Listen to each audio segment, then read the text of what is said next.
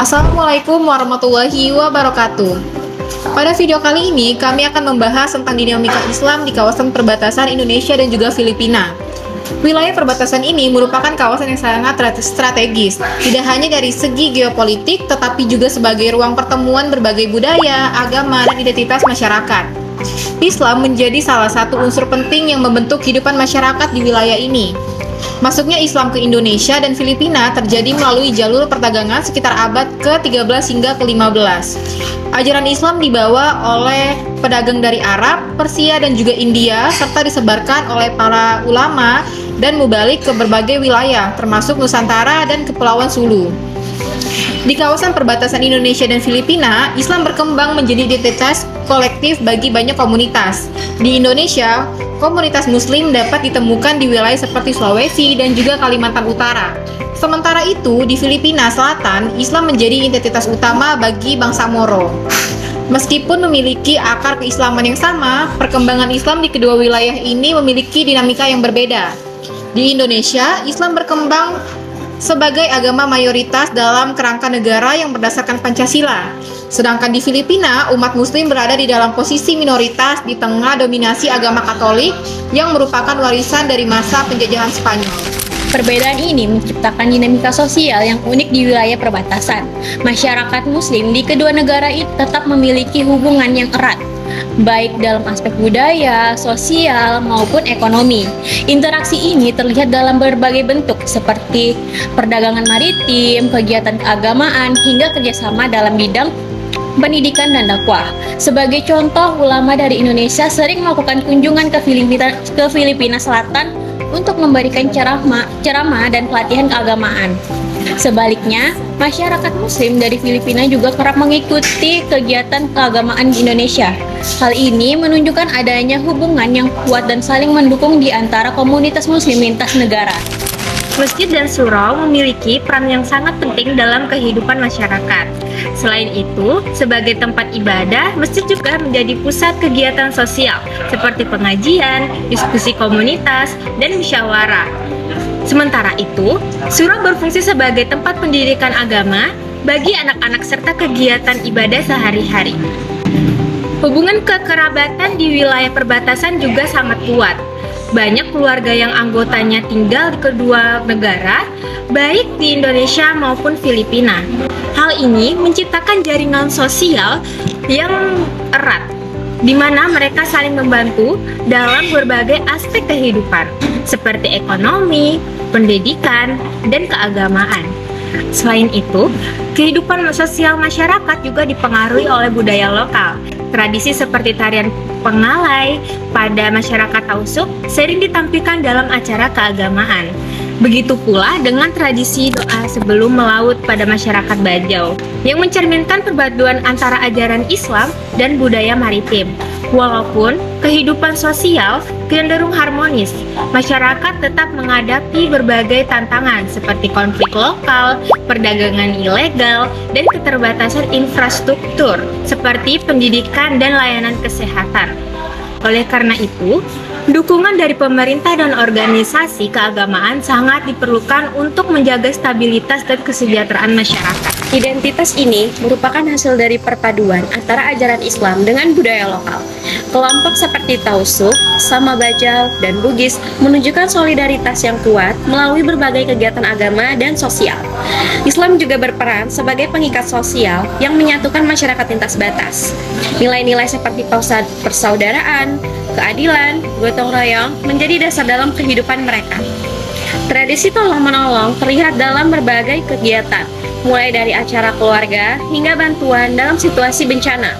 Selain itu, Islam juga berfungsi sebagai jembatan yang menghubungkan berbagai kelompok etnis yang berbeda.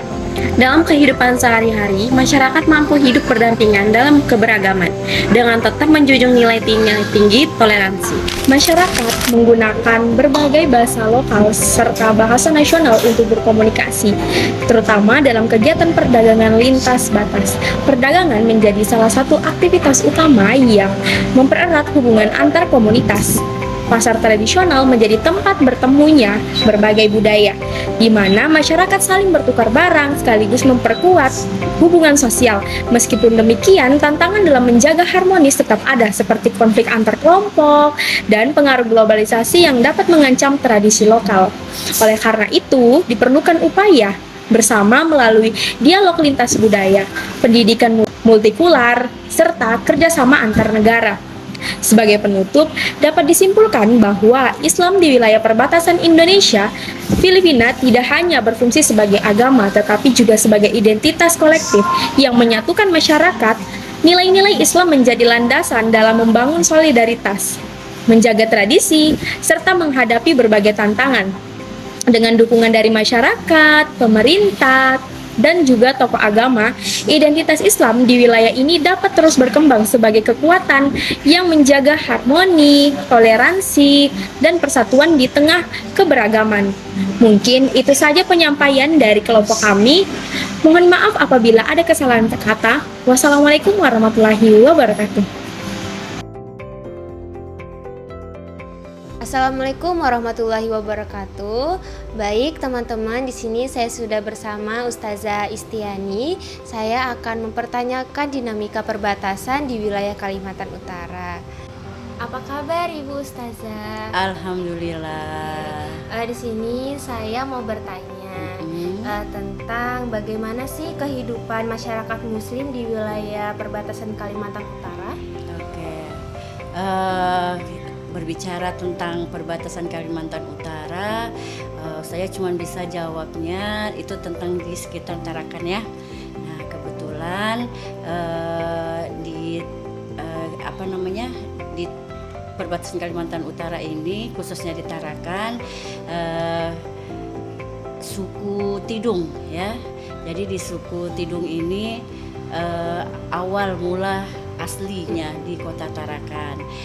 Tapi karena berhubung sudah menyebar berkembang besar di kota Tarakan, jadi udah pada banyak perantauan, orang-orang perantauan, jadi sudah menyebar. Jadi suku Tidungnya itu sendiri itu sudah tenggelam, maksudnya tidak dominan, tapi bukan berarti dia tenggelamnya tidak ada, tetap ada. Kebetulan saya dekat di sini markasnya, maksudnya markasnya suku Tidung, seperti itu. Terus pertanyaannya apa tadi? Bagaimana Kehidupannya Muslimnya? Oh, yang jelas tapi walaupun sudah berkembang, Muslim itu tetap mulai dari dulu itu kalau dihitung persentasenya itu sudah Muslim itu masih tetap dibandingkan 80% Muslim. Jadi memang banyak gitu ya. Ini maksudnya termasuk sama ini ya, Nunukan, Sebatik untuk ke perbatasan utara ini. Iya. Seperti itu. Terima kasih ya Ibu Ustazah atas jawabannya. Baik, itulah tadi teman-teman jawaban dari Ustazah Istiani. Terima kasih sudah menonton. Assalamualaikum warahmatullahi wabarakatuh. Assalamualaikum warahmatullahi wabarakatuh. Hai teman-teman semua, di sini kita sudah bersama kakaknya, yang dimana nanti kita akan wawancara sedikit atau sharing-sharing sedikit tentang dinamika Islam di perbatasan wilayah Kalimantan Utara. Nah sebelumnya kita kenal-kenalan dulu sama kakaknya. Dengan nama siapa kak? Perkenalkan, nama saya Nurtini Syakina. Baik, dengan Kartini. Untuk lebih akademik kita main Kartini aja ya kak. Oke baik, jadi Kartini kita mau tanya-tanya nih tentang bagaimana kehidupan masyarakat di wilayah perbatasan ini, tentang dinamika Islam di perbatasan wilayah Kalimantan Utara. Jadi kalau menurut saya kehidupan masyarakat Islam di wilayah perbatasan Kalimantan Utara ini cukup harmonis lah. Terus nilai-nilai agamanya juga di dalam kehidupan sehari-hari itu menurut saya juga cukup bagus. Mungkin itu saja. Oke, baik Kartini, terima kasih. Baik teman-teman, itulah tadi dia jawaban yang kita tanya tentang Kartini, bagaimana kehidupan masyarakat di perbatasan wilayah Kalimantan Utara, tentang dinamika Islam di perbatasan Kalimantan Utara. Terima kasih ya Kartini udah mau ngeluangin waktunya untuk diwawancara atau untuk sharing-sharing tentang dinamika Islam di wilayah perbatasan Kalimantan Utara. Baik, sama-sama. Baik teman-teman, itulah dia tadi. Terima kasih sudah menonton video ini. Semoga bisa bermanfaat untuk kita dan kalian semua. Assalamualaikum warahmatullahi wabarakatuh.